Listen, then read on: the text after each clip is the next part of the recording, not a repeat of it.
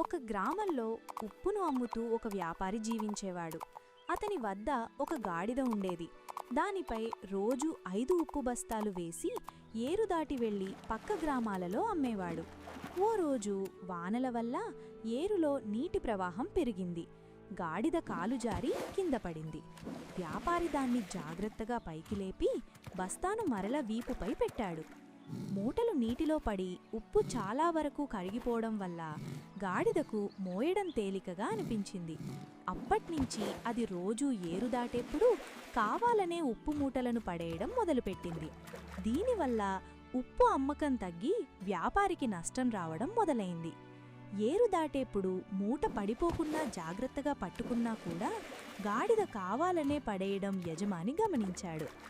మరుసటి రోజు ఉప్పుకు బదులు పత్తి బస్తాలు గాడిదపై పెట్టాడు. చాలా తేలికగా అనిపించింది గాడిదకు. నడుచుకుంటూ ఏరులో దిగింది.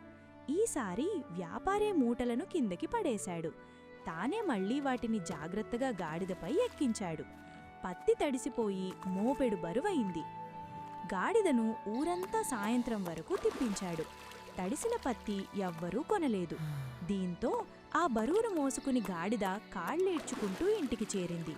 వ్యాపారి కావాలనే పత్తి బస్తాను నీటిలో పడి బరువు పెరిగేలా చేశాడని దానికి అర్థమైంది.